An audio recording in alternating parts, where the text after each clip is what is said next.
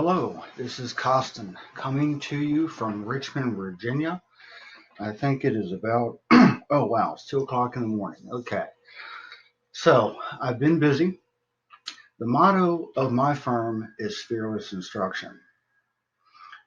Now let's get into that a bit. That is the motto because the reason I'm making this video is as a follow-up to a class I held almost 2 weeks ago on working from home and collaboration tools and how to deal with some of the new technologies that are out there for that. So my idea for that class was to remove all your fear about using the different tools and products that are out there that we had covered. Now, if you go to the website, there's fearless instruction, but there's a link now for work from home resources. Up here, where the video will be posted in the description. This is a list of all the products we covered in the class and some other ones that I've used that we just didn't have time for, and some other tools here that I'll explain to you. So what happened was, and this was covered in the class, was this article came out about Zoom bombing, and that seemed to just start it all off. And in this article here and in the class, we covered some tips on how to secure your meetings from having basically uninvited participants show up. We've all read in the paper, we've probably seen for ourselves what happens when these clowns show up, and it can be rather disturbing. Well, I said, let me explain to you why I decided I wanted to put this together in a video.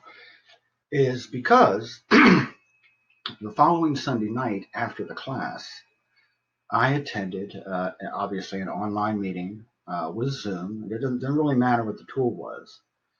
And there were some uninvited participants. Some people had bombed the meeting and did the normal things that they do, racial slurs, all this kind of stuff. Nothing good. And because there were 100 of them, it was kind of hard for the one moderator to kind of keep an eye on everybody. And also, it was an open link. And I had talked about that in the class. If you have a link, just a link to a collaboration tool meeting, don't post that in social media. Don't put it on a website. Don't post it on Twitter. Don't put it on Facebook, because these clowns go out and find the links for the meetings. I've heard there's a tool out there that will give you a list of meetings that are going on for Zoom or whatever, or upcoming, or whatever the case may be. And so they show up and wreak havoc. But I started noticing as I was watching some of these people, and we were calling them Zoom bombers. Okay, I'm not going to do that anymore. They're hackers. That's what they are. They were overriding the mute function. They were just hackers. And I had noticed as I was watching a couple of them that what they were doing was recording the meeting that I was in with those other 99 people and then posting that on the internet. Sure enough, the next morning I get up and start reading about that in the newspapers. So it kind of bothered me that slipped by me, because see, recording on your computer, video, audio, chat, whatever it may be, and posting it to the internet is a regular function. I mean, now for my business, it's just about going to be my bread and butter. So the idea that it could be used for such a nefarious purpose is, I guess I'm glad that I don't think that way, but I do feel like I was a little off my game when I picked up on it after I saw it, not ahead of time. So again, the danger to you is that I want you to know, and by the time this video is over, you'll know how to do it yourself, but is that the hackers were getting in through the connections that are open for these programs, because there have to be open connections or open ports, however you want to describe them, for the hackers to get in to the meeting.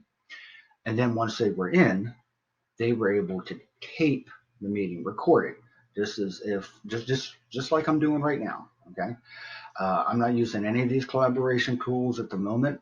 I'm using this product actually here called Loom. Begins with an L. I'll show you. There's a link up here on my start screen. It's Loom with a capital L. And that's a real simple product. It's free. You can incorporate it in your browser. I'm using Chrome right now. If you see in the upper right-hand corner of my screen, it looks like a knot, a knitting knot. Well, that's Loom. And then there's also a desktop version of it too that once I get to know a VTC or collaboration tool, I tend to go with the client version and download it and run it. But you could do it either way. So like I said, it was very, very disturbing to me. So, what can we do about that? How can we prevent that from happening? You've been reading article after article about how when you hold these meetings, which we have to hold, how to lock them down and that type of thing. And it's not just in the business world. I mean, like I said, this was a church meeting actually that I was going to. I know now people are meeting with their doctors, their psychiatrists, close family members, are all meeting via tools like this. And you shouldn't have to be living in fear that anything you say or do over the internet that you'd like to keep private wouldn't get out there. Well, let's talk about that because I do want to take that fear away from you. So here's kind of the bad news. When I used to teach academically, I would always tell my students, before you hit that send button or before you hit that submit button, all email is just filling out a form and it's got a send button on it. Okay? Think about this. If that information were to get out and be posted on the front page of the New York Times the next morning, how would you feel? How would you feel? And if your answer is maybe not real good, you probably want to back away from what you're doing before you hit that send and submit button and save yourself. Now, that being said, like I said, there's a lot of important stuff that we are doing now with these collaboration tools and virtual meetings and so forth. So I want to try to put you at ease best that I can. So technically, at this point in time, there's really nothing that we as meeting participants or even meeting the chairperson, the collaborator, meeting host can actually do at this point in time. I talked to a gentleman that I admire quite a bit. His name's Jeff Prillman, and he works for Cisco. Cisco makes WebEx. And I said, Jeff, what can we do that when we run these collaboration tools on our computers, it'll disable the functionality of us or an uninvited participant from recording what's going on and then posting it to the internet or whatever they do with it. And he said it's impossible. Not the answer I wanted to hear. He didn't say it's impossible with an exclamation point. It was more of a period, but I understand why. It's just the way the technology works. If you're in one of these meetings, you don't yourself want to not be able to run another program. It's just these programs that are being run record what happened on the computer, audio, video, and like I said, chat. So there are a couple things to keep in mind.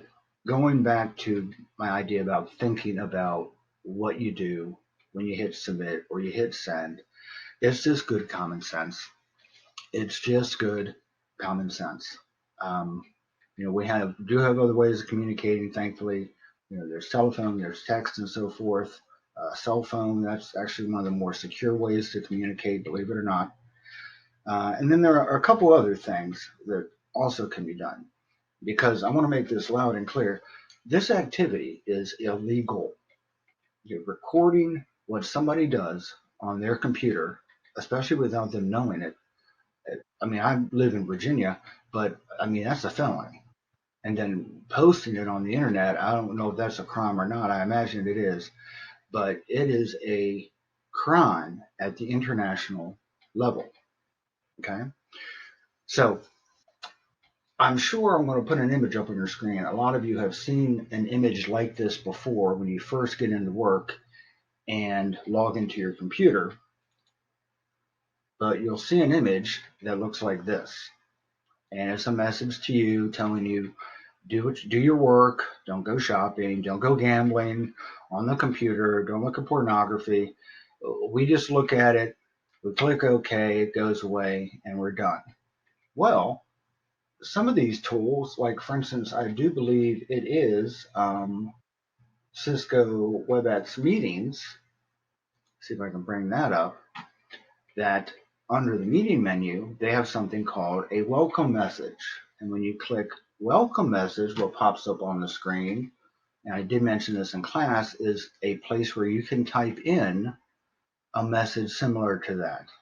You don't have to identify who you are. You just let the individual know that it's coming into the tract, and I'll talk about that. And that them entering the meeting, I believe, is illegal, but definitely recording it is illegal and prosecute to the full extent of the law, whatever you want to put in here. Because with some of these paid versions of some of these tools, there is a way to track the participants by their IP address, their Internet Protocol address. And armed with that information, you could go to your local FBI office. I know there's a lot going on, but it's illegal. And like I said, it's internationally illegal to do that. I'm not going to let it go, the idea of trying to find a solution. I personally believe, or I hope, that one of these firms like Zoom or Cisco or Microsoft will come up with a way that when their collaboration software runs, it'll shut down the capability to record what's on the screen. I know it can be programmed to be done. Of course, all these firms right now are just trying to make sure their products are up and running, can handle the bandwidth, and of course are secure. So now before the end of the video, I will show you a couple more tricks about securing your particular meetings, especially in WebEx. But I did want to let you know that I will be making more videos, particularly around this subject. I'll try to keep them short like this, definitely under half an hour. And you'll just be able to go to the website, click on work from home resources, and of course, I'll be sending this out via social media, LinkedIn, and Twitter, and so forth. Now, that being said, I have a whole list of other classes that I would love to teach and love to teach to you. So again, at the website, up here is a link for classes. And at the top, you have a gray bar that will enable you to download a spreadsheet that lists all 120, 121 different classes I teach, software applications, everything from Word to Tableau to Splunk, operating systems, email systems, this stuff right here, and how to integrate it with Office 365. What is Office 365? Why is it being called Microsoft 365? All of that.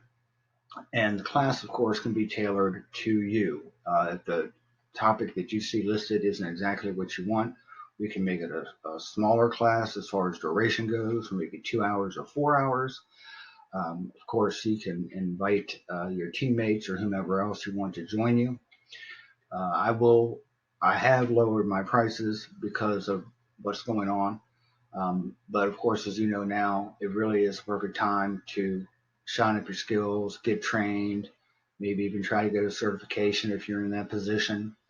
Obviously, if you are in transition and there's other things going on, I'll work my pricing around that and make sure you get what you need. And of course, with each class that you take with me for at least a year, you are able to contact me regarding that particular topic, and I will answer any questions you have about that or try to find the answer for you and get it back to you. So when you're at the site, when you're looking at these links, whatever it may be, just jump to contact and just go ahead and fill out the form. Let me know what class you're interested in, what topics, and we can work on choosing the date and the whole shebang. So On that note, I did want to talk to you about a couple more settings in these programs. I showed you the welcome screen. Like I said, that was in WebEx. So again, when you are in an actual WebEx meeting screen and you have the ability to be the host, a lot of these settings are under meeting. And then the welcome message I had shown you. And then, of course, there is lock and unlock meeting. So right now, although it's just me in here, this meeting is locked. You may have the link to my meeting room, and some of you do. And if you try to join, if you were to try to join at 2 o'clock in the morning, um, I would get a little message over here saying that someone with your name was trying to join the meeting, and I can either let you in or deny you and lock and unlock the meeting. Let me address Zoom. You've heard a couple different things about Zoom and their security. None of it seems to be good, but I do want to say that as far as Zoom goes, it is a solid product, and we are able to secure that, even the free version, in a few different ways. And I do know Zoom is taking action now to fix any security bugs that they had in their software. So any questions you have about this, any other topics that you're interested in, you just want to talk about, like I said, you can always call me, go to the website, email me, take a look at the classes. Thank you for your time. I've really enjoyed this, and most importantly, be safe, and I will see you soon. Bye now.